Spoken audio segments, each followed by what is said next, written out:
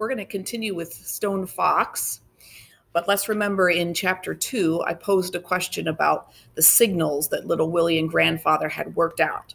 So you could have said that palm down meant no and palm up meant yes. Or you could have said that one finger meant I'm hungry or two fingers meant water. So those were some of the signals they had worked out. Today we're going to read chapter 3, Searchlight. And while you're listening, in this chapter, little Willie and Searchlight are going to be on a sled and have a little race. So I want you to be prepared to tell us where the race begins and where the race ends. All right? Chapter 3, Searchlight. It's easy to tell when it's winter in Wyoming. There is snow on everything. The trees, the houses, the roads, the fields, and even the people, if they stay outside long enough. It's not a dirty snow. It's a clean, soft snow that rests like a blanket over the entire state. The air is clear and crisp, and the rivers are all frozen. It's fun to be outdoors and see the snowflakes float down past the brim of your hat and hear the squeak of the fresh powder under your boots. Winter in Wyoming can be the most beautiful time of the year if you're ready for it. Little Willie was ready. He had chopped enough wood, they would not be cold. He had stocked enough food, they would not go hungry. He had asked Lester at the general store how much food grandfather had bought last year, then he purchased the same amount. This would be more than enough because grandfather wasn't eating very much these days. The coming of snow, as early as October, also meant the coming of school. But little Willie didn't mind. He liked school. However, his teacher, Miss Williams, had told grandfather once, "Far as I'm concerned, that boy of yours just asks too many questions." Grandfather had just laughed and said, "How's he going to learn if he don't ask?" Then later, grandfather had said to little Willie, "If your teacher don't know, you ask me.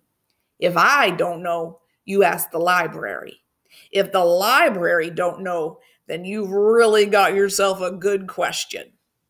Grandfather had taught little Willie a lot, but now little Willie was on his own.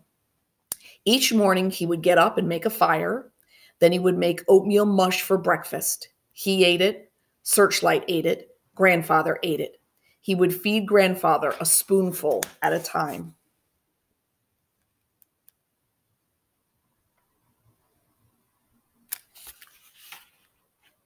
After breakfast, little Willie would hitch up Searchlight to the sled. It was an old wooden sled that grandfather had bought from the Indians. It was so light that little Willie could pick it up with one hand, but it was strong and sturdy. Little Willie rode on the sled standing up, and Searchlight would pull him 5 miles across the snow-covered countryside to the schoolhouse, which was located on the outskirts of town. Searchlight loved the snow. She would wait patiently outside the schoolhouse all day long, and little Willie never missed a chance to run out between classes and play with his friend. After school, they would go into the town of Jackson and run errands. They would pick up supplies at Lester's general store, or go to the post office, or go to the bank. Little Willie had $50 in a savings account at the bank. Every month, grandfather had deposited the money little Willie had earned working on the farm. "Don't thank me," grandfather would say. "You earned it. You're a good little worker, and I'm proud of you." Grandfather wanted little Willie to go to college and become educated. All little Willie wanted to do was grow potatoes, but he respected his grandfather enough to do whatever he said. If there were no errands to run that day, Searchlight would just pull little Willie up and down Main Street. Little Willie loved to look at all the people, especially the city slickers, as grandfather called them. "Why, they didn't know a potato from a peanut," Grandpa said, and their hands were as pink and soft as a baby's. You couldn't miss the city slickers. They were the ones who looked as if they were going to a wedding. At a little before 6 each day, Little Willie would position his sled in front of the old church on Main Street. Today again he waited, eyes glued on the big church clock that loomed high overhead.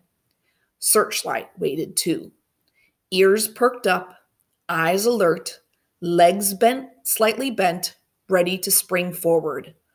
Bong! At the first stroke of 6, Searchlight lunged forward with such force that little Willie was almost thrown from the sled. Straight down Main Street they went, the sled's runners barely touching the snow. They were one big blur as they turned right onto North Road, and they were almost out of town before the church clock became silent again. "Go, Searchlight, go!" Little Willie's voice sang out across the snowy twilight. And did Searchlight go? She had run this race 100 times before, and she knew the whereabouts of every fallen tree and hidden gully. This enabled her to travel at tremendous speed, even though it was getting dark and more dangerous. Little Willie sucked in the cool night air and felt the sting of the wind against his face. It was a race, all right. A race against time, a race against themselves, a race they always won.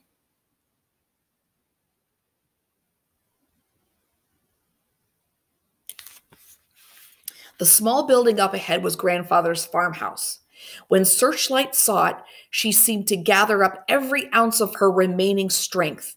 She forged ahead with such speed that the sled seemed to lift up off the ground and fly. They were so exhausted when they arrived at the house that neither of them noticed the horse tied up outside. Little Willie unhitched Searchlight, and then both of them tumbled over onto their backs in the snow and stared up at the moon. Searchlight had her head and one paw on Little Willie's chest and was licking the underside of his chin.